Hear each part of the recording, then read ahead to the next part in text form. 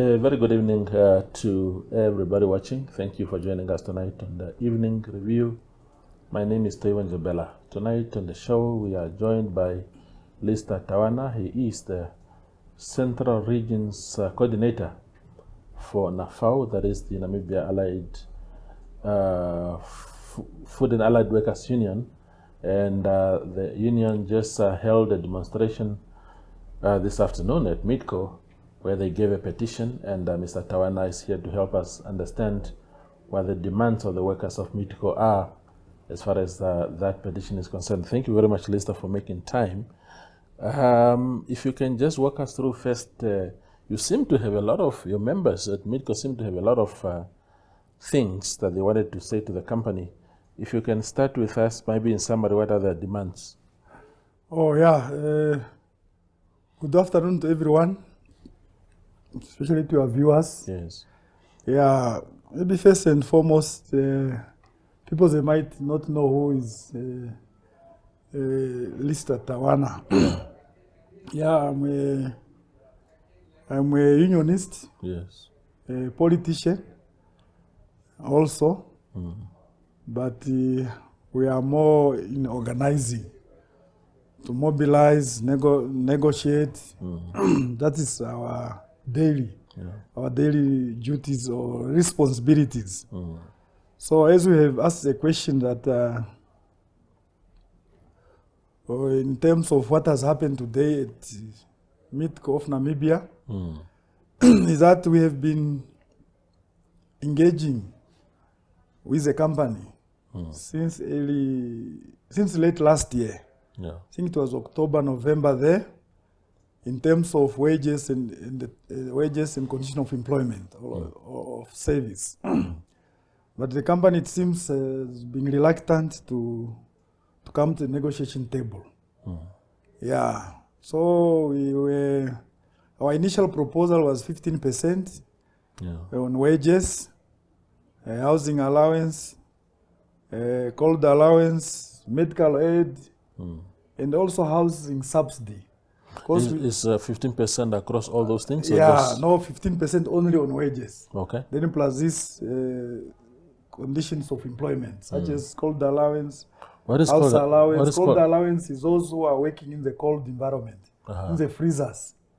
So what must be done for them? They also claim sometimes that it's like when you are working in the mine, like danger allowance. Because there you can accumulate diseases and so forth.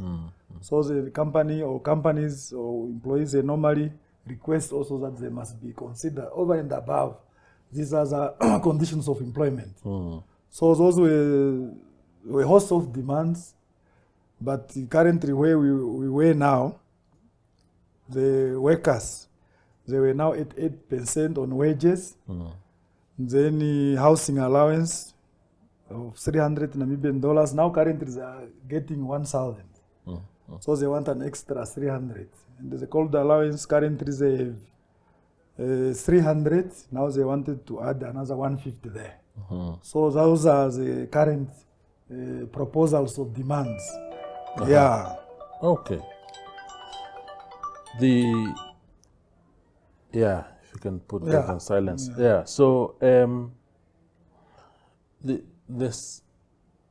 15%, is the company, did the company make a counter offer to that 15%, or they are flatly rejecting any increment? Yeah, yesterday the company, because we went to labor, currently that dispute is before the labor commissioner. Yeah. So at labor commissioner we advised to give the company time, so that they were supposed to issue already the certificate of unresolved dispute. But the conciliator said, no, you are too hurry, so let's give the time some time, so that at least you'll be able, before the set of this month. So that will be when you will go to the office of the labor commissioner, if there will be no agreement between the parties. Yeah. So how did the matter end up at the labor commissioner? What was the response of the company? No, the conciliator advised the parties to engage. So we have been engaged. The meeting took place on the 10th of April of this month. So then we advise as parties to go back to the drawing board and making sure that we find consensus. Yeah. So which but up to now. But I still want you to clarify Lister for me. When your members demanded 15% increase on salaries, what did Meatco say? No, that's why I say we have been engaging. Yeah. That's why we moved from the initial 15% to the current 80% only on wages. And there's these other two conditions which I've said. So the company also have been moving from maybe 0% to finally to 3.5% to finally from yesterday. They give 5%. So that one also we tested with our constituency, our rank and file members, to see whether they can accept the company offer, which they rejected. So hence today we proceeded to hand over a petition to the company. Yeah. When last did the employees get an increment? I'm asking because usually if you're asking for 15%, it is because you had gone for a very long time maybe without an increment. It sounds like a very huge demand. Even the 8% now where you sort of settled, where your members have settled, that's still quite... Yeah, you know, as negotiators, you start higher. Yes. And then you end like that 15%. Yeah. Now we moved almost 8% down. You understand? Yes. So if we went with 8% to the company, where could we be now? We could maybe at 3%. I understand. So that's why us as negotiators, you aim high. Yeah. So, but you know you can go, below that what you are getting. And we also know what is the inflation rate. Yes. But as you are aware of this geopolitical, instability. So the inflation rate this year might go up. Yes. So at the end of the day, if you give that 3.5 or 5%, so it will be eaten up by the inflation rate. So the disposable income at the end of the day to a worker, because all others is statutory deductions such as union fees, social security. Whenever you put that 5, it also goes up. Absolutely. Pension and so forth. So at the end of the day, that 5% will never be 5%. It will either be 3.5 or 3%. Yeah. You understand? So that's why as unions or as negotiators, we always aim for a higher increase. Even a double-digit increase, which is really to attain. It's a mountain to climb. I understand. Yeah. When last did they get an increment? No, last year they got an increase, which was, I think it was 6%. Yeah. Yes. Okay. So... I just want to understand these things, Lister. Workers, because we know also that there's a lot of challenges at Meatco. And when we look at that, we must say, as a country, we must say that everybody at the company is responsible for the state of the company. In other words, if the company is limping, everybody from the top to bottom must be accountable for the state of affairs there. So, Meatco, I'm sure in their conversations they are saying, look, we are unable, we don't have all the money, we don't have all these things. And the employees say, no, but because I see, for example, there was mention of 100 million. They say this year the company declared a profit of 100 million for the first time since its inception, by failing to increase reasonable, to give reasonable increment. So if the company makes profit, it must immediately go to salaries, or what are we saying? Yeah, I think that's what we believe, because the employees are the backbone of the company. Yeah. So once they produce, they expect also to be compensated accordingly. Yeah. You understand? So that is how the workers they perceive. Yeah, if the company do have whatever declared a profit of that magnitude, why even those years where they did not have profit, but we used to get increase. So then they push us as a representative to making sure that we, we negotiate a better offer for them. As you know, in this country, or the world over, the world now is very competitive. So if we cannot do it, another union will take over. So that's why we are saying that we need to making sure that we fight for the rights and interests of our members at all material times. Yeah. The employees seem to have issues also with the constitution, how the board is constituted. They are saying that some people, they suspect that some people have allegiances or alliances to Savannah Beef. What can you tell us about that? Yes, those are some of the issues which the petition was addressing. Yeah, and also the missing cattle. Yeah. So as it's linking. So we leaders Nafau, we don't know exactly, but the workers, they give that information. So as what we do, we just do what we are informed by our members. Yeah. Yes. To deliver the message, because we are like messengers. Yeah. Yeah.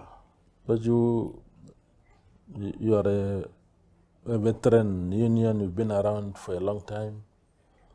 I mean, if you want to verify some of these things, are you not entitled as a representative of those workers just to demand some evidence from the company to say, our members say that you guys did this or did that? Are you allowed? Where does your authority end? Yeah, I think even in terms of negotiations, so we can still also, even the Labor Act number 11 of 2007, yeah, it's also clear in that regard, even in terms of to give the company, to give the union audited financial statements. And so we also believe that if they will reject some of those issues, if the workers really have, evidence or proof in that regard, so we'll need also maybe to go that further and say, can you prove, or our proof is here, if they will reject or they will deny those allegations. Absolutely. Yeah, but the issues of cattle, you know about it. Yes. So as a worker also, I think it was last year who brought that matter. Yeah. Only to found later that yes, it was true. Yeah. Yeah, now there are still investigations, even though those investigations are delayed. We understand that that particular person is subjected to a disciplinary hearing. But that case, it's a criminal case. We anticipated that the one who is responsible was supposed to be in jail already. Because that is it's a criminal matter. And subject here, or maybe they'll do it later, but the workers are saying it has been delayed. Yeah, either for those interests we have just mentioned, either is working with those other companies outside of Meatco, which we still don't have the facts now. The workers are talking, yes. Absolutely. We go for a very short break and return with Lister Tawana.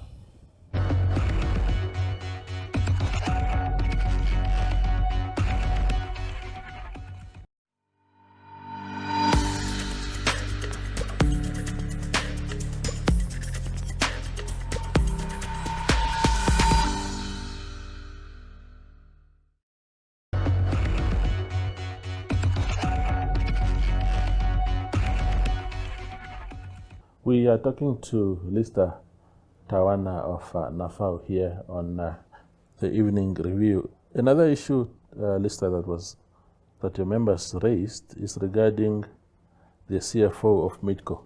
They are saying he's Zimbabwean, and his position is not a scarce skills, and therefore I suppose he shouldn't be there.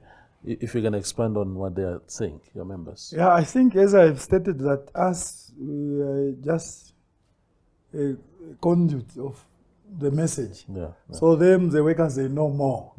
Yeah, in terms of qualification, really, I'm not qualified to say yes, if this or that qualification, yes, he can or he cannot qualify. Really, that I'll be not in that position. I understand. But however, really, as a union, we would like first and foremost for our people here locally to be considered before you can consider outside expertise or skill. Yeah. So yes, what we believe. At what point are we saying, because I mean, I understand the whole rationale to say, look, Namibians must take preference. But if you have a huge entity like Meatco, for argument's sake, you have 7 executives, 10, I don't know, and 90% of those are Namibians, and you have 1 foreigner. Is that really a crisis? Or are we saying no foreigner must ever work in Namibia? What are we saying? No, that's not what we are saying. What we are saying is that the first preference, as we have stated earlier, it must be given to the Namibian. So if there are shortages of skills in Namibia, that's why now you have understudies for a certain period. Then after that, then a Namibian must take over. So because really we are dealing with unemployment which is staggering, we understand it's nearly 46%. So with that, really, if there are skills which we have locally, or experts which we have locally, why should we really hire foreign experts? You understand? So those are the sentiments of the employees. There is also the issue of, they spoke also about the issue of labor hire, APS, saying that that must also come to an end. They're saying there are also concerns regarding, okay, of course they are talking about Mr. Erastu Shangala, who's the acting executive for human resources there. There are also concerns regarding his continued promotion of labor hire or APS. Do we have people working at Meatco who are there through labor hire? No, currently there is nothing. So I don't know at what platform or engagement they've realized that certain individual maybe is busy promoting that agenda. That really is Nafau official. I cannot qualify such a statement. In general, what is Nafau's position on labor hire? No, in general, you can see our history. We were part of the umbrellas, the National Union of Namibian Workers. I think way back in 2012 when there was an amended, Act number 2 of 2012. I'm speaking under corrections, which outlawed labor hire. So we were involved to make sure that this APS or labor hire really there are terms and conditions of employment really is like slavery, sort of. So there is not conditions of service. There is these conditions like no work, no pay. You understand? So no pension, no any other condition of employment. But that act which we sought, it will address. You remember it was outlawed first by the High Court, only to be upheld by the Supreme Court. I can still not remember the year. So really us as trade unions, we're very against labor hire. Even now, look at what's happening in Coca-Cola. You'll find out now that it's only those employees from labor hire.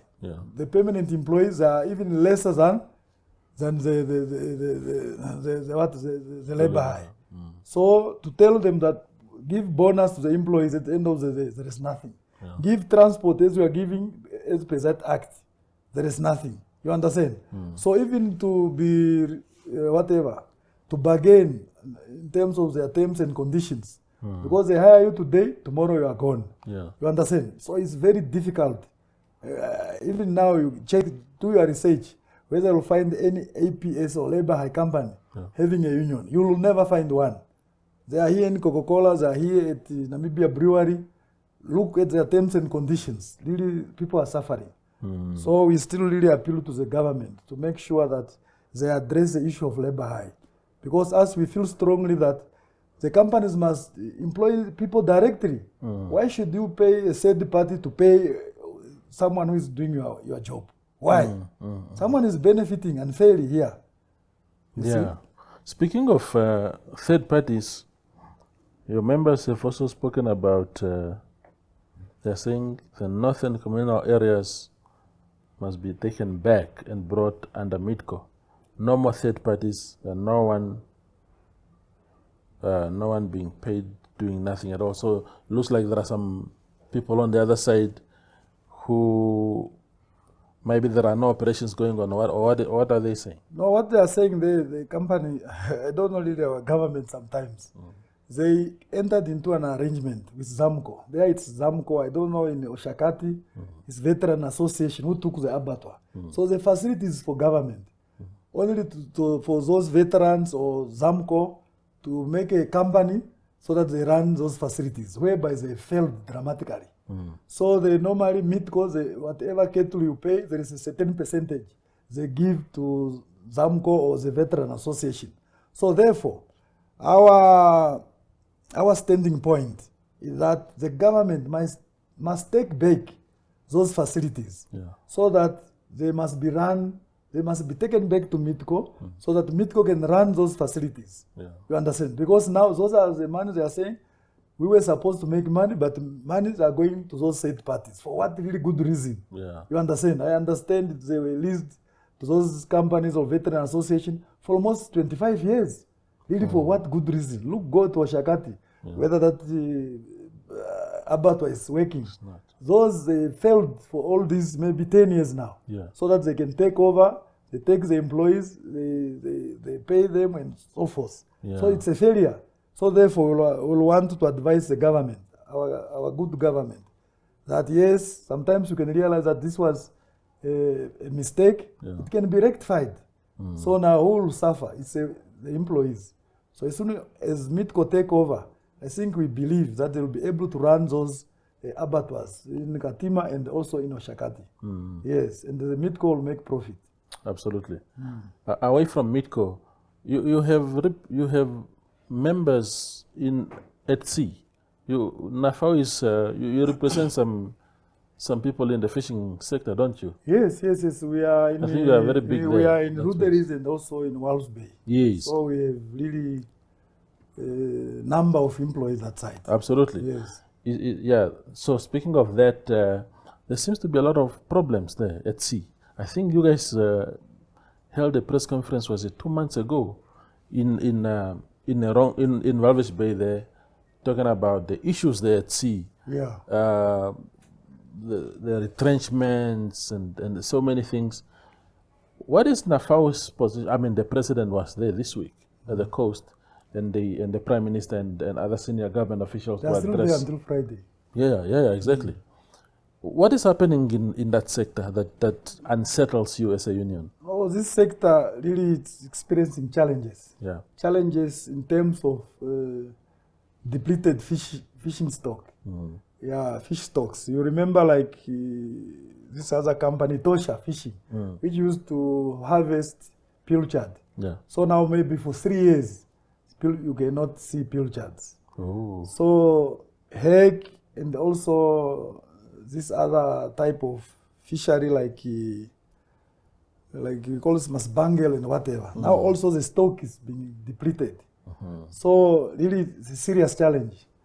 It's a serious challenge. Maybe you heard recently of another company they say it's under swap or Gendo. It was all over in the news. That they've just shoot up the door and inform the workers that go home. So you understand, because they cannot, the fish that are not near to be caged up, whatever, nearby the wherever they cage. So those are the challenges. When these challenges come up, because it's like maybe government in terms of sustainability, because there were supposed to be measures put in place already to make sure that if this type of fishery is no more like pilchard, there were supposed to be measures to put an a moratorium there for a certain period. But you know now, like this Tosha, which I was talking about, a moratorium when it is put, so the workers here, because there is no work, then they start pushing the government. That no, uplift the moratorium, but now where will be the fish? So you understand? It's about between a wall and the hard place. And the hard place, you understand? So the government really, but the biggest issue is this other fishermen who were at Kapalo there for whatever.